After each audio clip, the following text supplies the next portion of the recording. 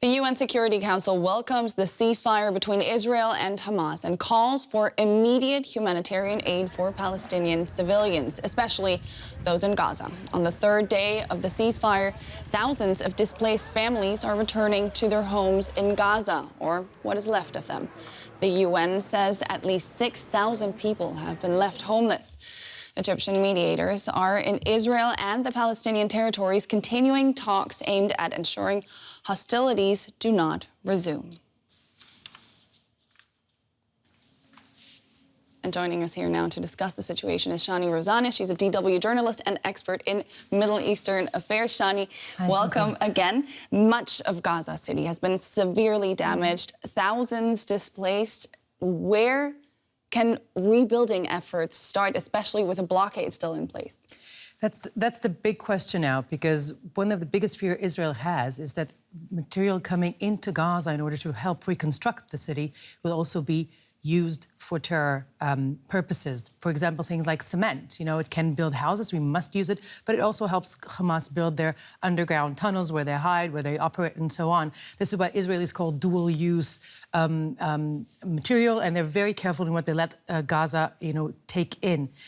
We will see Antony Blinken, the Secretary of State, the American Secretary of State, coming to the region in 2 days, mostly to do that, to make sure that aid and humanitarian support is being coordinated in a way that is productive to Palestinian citizens versus the Palestinian Hamas regime. This is what they're trying to make, this discrepancy, this difference between what makes it directly to the people versus what makes it through the system that helps Hamas cut their share. And this is the biggest challenge right now. Yesterday, hundreds of Hamas militants paraded through the cities the streets of Gaza City. What do you make of this kind of show of strength? Well, they're seeing themselves as the victorious in this last clash. And if you want to see why, when they need to see the goals that they set themselves. They wanted to establish their dominance. They wanted to show that they're the one defending Jerusalem, taking care of the Palestinian people in a whole. And they managed to do that in the very first missile they shot at Israel and at Jerusalem. And everything after that, that just added bonus for them in a way. We need to remember the DNA of Hamas is. This is a resistance group, They're built on that.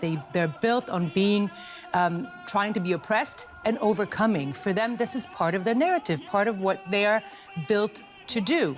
So for them, this is a victorious time. They are content with their achievements, despite the great loss in lives, the great destruction we see in Gaza. They see it in their minds as a price worthy of paying for the price of liberating the Palestinian people. Are they sending a signal towards Israel? In a way, a lot of this is about psychological warfare.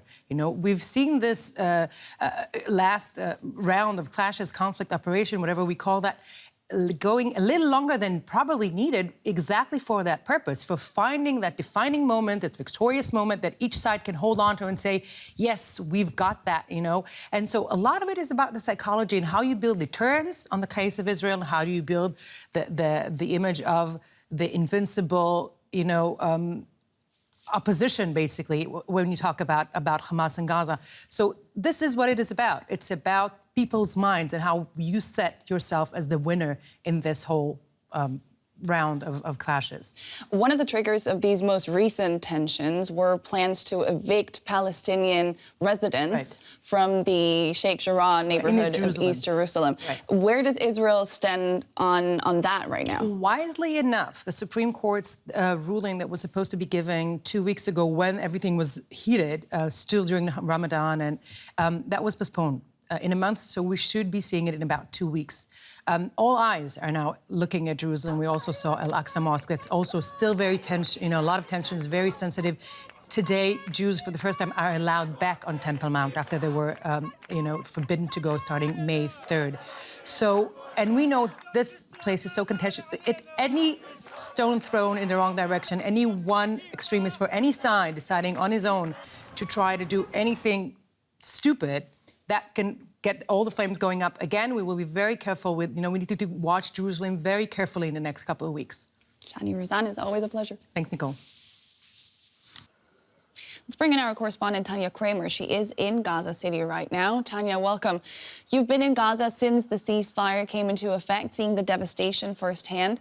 Tell us what the situation is like for Palestinians trying to rebuild and regain some sense of normalcy. Well, I think people here try to get back to some kind of normality, but it's not easy. A lot of people I talked to here said to me that, these 11 days, it was very intense fighting. A doctor I talked to, he said, he felt like these 11 days were like 11 years because of the intensity of the strikes. And many thought it was stronger than in the last one, 2014, which lasted also much longer than this military conflict now. So for everybody, it's different in a way that some lost loved ones. They're still mourning them. Some have to try to repair their damaged houses or even rebuild. But it's not easy, with the economy in Gaza being shattered, and also people cannot just leave and say, I take a break from all of this, because there are very harsh travel restrictions in place for many years. There's a blockade of 14 years. So it's not an easy situation for people here. What are the major hurdles when it comes to getting international aid into Gaza, especially with this blockade still in place that you just talked about? Yeah, well, absolutely. The blockade will be a major problem here. It was imposed by Israel and also partially by Egypt when Hamas, the militant group, took over forcefully power here in 2007. So basically what we're expecting to see is that probably from today on Friday already humanitarian convoys went in through the main crossing for goods between Israel and Gaza, the Kerem Shalom crossing. We're expecting this crossing now to work more normal hours, depending on the situation.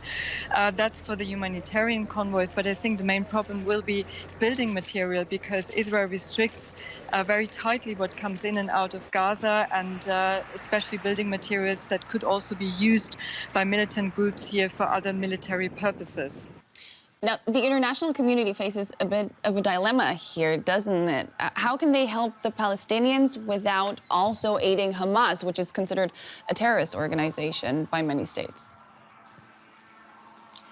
Yeah, and the international community doesn't deal directly with Hamas because they consider them a terrorist organization. But we've seen in 2014, after the war, where there also was a massive rebuilding need in Gaza, reconstruction need, there was a special mechanism set in place, the Gaza reconstruction mechanism, very complicated, very lengthy process.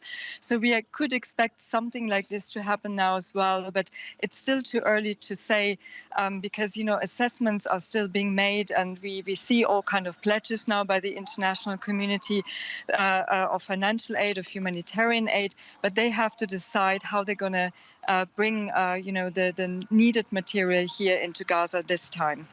Tanya Kramer in Gaza City, thank you very much.